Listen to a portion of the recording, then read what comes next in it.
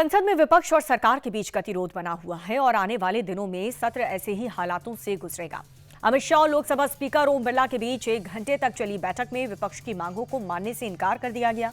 ऐसा सूत्रों का दावा है। सरकार का रुख साफ है कि वो सत्र को हंगामे की भेंट कतई भी नहीं चढ़ने देंगे।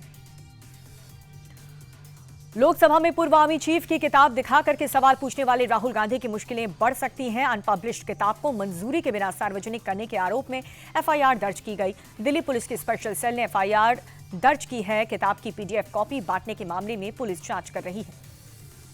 लोकसभा में राहुल गांधी के बोलने के बाद हंगामा हो गया, जिसके बाद लोकसभा की कार्रवाई कल तक के लिए स्थगित कर दी गई। राहुल ने सदन में कहा कि स्पीकर ने उन्हें बोलने का आश्वासन दिया था, जिसके पलटवार में स्पीकर ने राहुल को बताया कि उनकी ओर से कोई भी नोटिस नहीं दिया गया। साथ ही रिजिजू ने यह भी कहा कि राहुल को सदन की गरिमा न गिराने की सलाह। उन्होंने ये कहा कि ऐसा कोई समझौता नहीं हुआ था। सुप्रीम कोर्ट ने बंगाल में फाइनल वोटर लिस्ट जारी करने की डेडलाइन को 1 हफ्ते यानी कि 21 फरवरी तक बढ़ा दिया है। सुप्रीम कोर्ट ने कहा कि वोटर लिस्ट पर अंतिम फैसला ईआरओ ही लेंगे। पहले 14 फरवरी को फाइनल वोटर जारी लिस्ट होगा। साथ ही चुनाव अधिकारियों को धमकाने के आरोप में बंगाल के डीजीपी को शो कॉज नोटिस भी जारी किया था। डिजिटल धोखाधड़ी के मामलों पर सुप्रीम कोर्ट ने बड़ा आदेश दिया। सुप्रीम कोर्ट ने केंद्र सरकार को पूरे देश में आरबीआई की गाइडलाइन लागू करने के निर्देश दिए। साथ ही सीबीआई को डिजिटल अरेस्ट के मामले की पहचान करने के लिए कहा। मणिपुर में नई सरकार बनने के बाद एक बार फिर से हालात तनावपूर्ण हो गए। तस्वीरें अखरूल जिले की है, जहां पर हथियारबंद उग्रवादियों ने कई मकानों को आग के हवाले कर दिया। हर तरफ धुएं का गुबार उठता दिख रहा है। ये घटना नगा समुदाय पर एक कथित हमले के बीच हुई। सरकार के प्रतिनिधि फिलहाल डैमेज कंट्रोल करने की कोशिश में लगे हैं। इलाके में धारा 144 भी लागू कर दी गई है।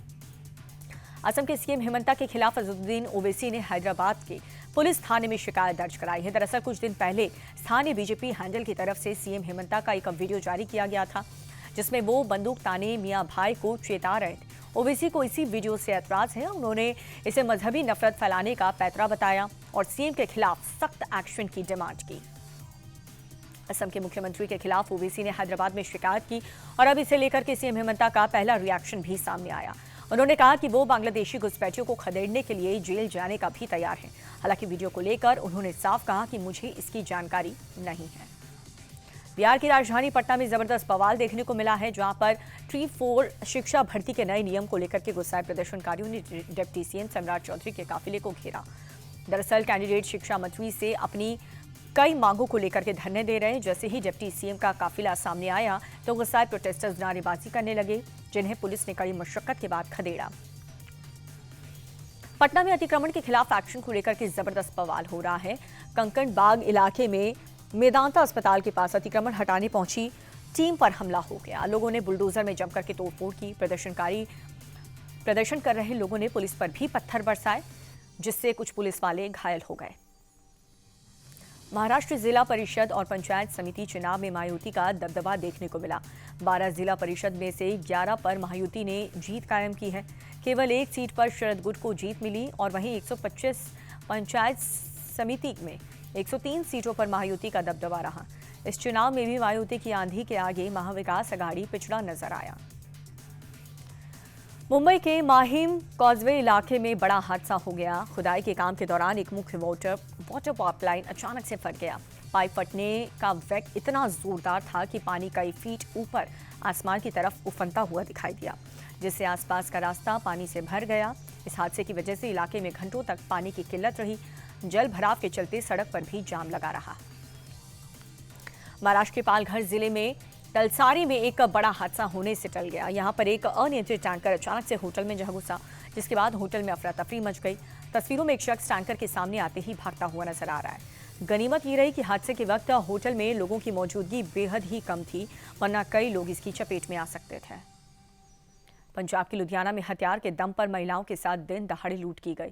सड़क पर बेखौफ अपराधियों ने बच्चों के साथ जा रही 2 महिलाओं को निशाना बनाया और उनसे सोने के गहने, फोन और पैसे लूट लिए।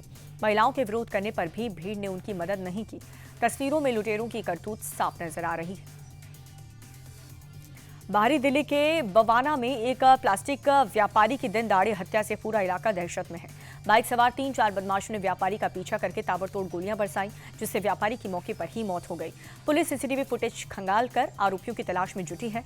हत्या के पीछे आपसी रंजिश या फिर कारोबारी विवाद की आशंका पर जांच जारी है। देहरादून में एक तेज रफ्तार पिकअप ट्रक का कहर देखने को मिला है। सीसीटीवी में 2 लोग फोन पर बात करते हुए नजर आ रहे हैं कि तभी अचानक से ट्रक ने खड़ी कार में टक्कर मार दी। गनीमत ये रही कि कोई भी शख्स इस ट्रक की चपेट में नहीं आया, वरना बड़ा हादसा भी हो सकता था।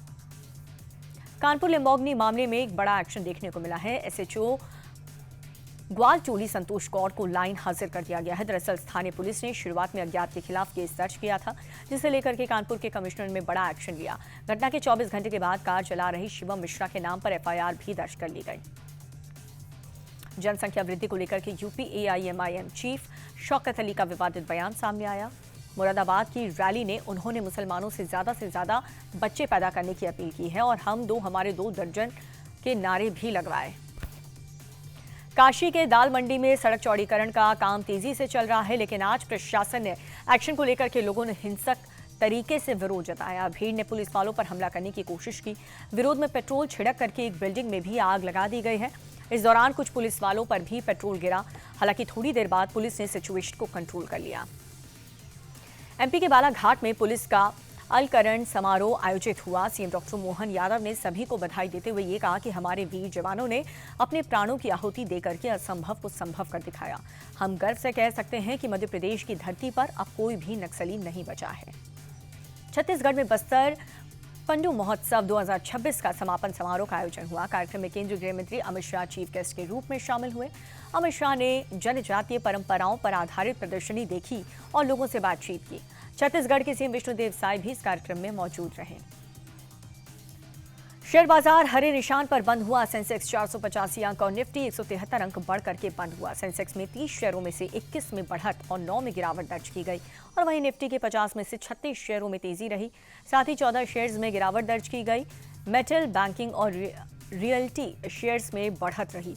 अच्छे तिमाही नतीजों के बाद एसबीआई का शेयर 7.63% बढ़ करके बंद हुआ। अमेरिकी डॉलर के मुकाबले रुपया टूटा, 9 पैसे कमजोर हुआ, जिसके बाद एक अमेरिकी डॉलर की कीमत 90 रुपये 74 पैसे हुई। फॉरेक्स ट्रेडर्स के मुताबिक दिन भर रुपए में काफी उतार चढ़ाव देखने को मिला। घरेलू शेयर बाजार की मजबूती और विदेशी निवेशकों की खरीद से मिले सपोर्ट को निवेशकों के रिस्क ऑफ रुकते रुपये को कमजोर किया है। T20 वर्ल्ड कप में भारत के खिलाफ मुकाबले पर पाकिस्तान का यू टर्न। आईसीसी और पीसीबी की बैठक के बाद पाकिस्तान ने भारत से मुकाबला खेलने का फैसला किया। 15 फरवरी को कोलंबो में होगा मैच। पाकिस्तान ने पहले भारत के खिलाफ मैच खेलने से इनकार कर दिया था।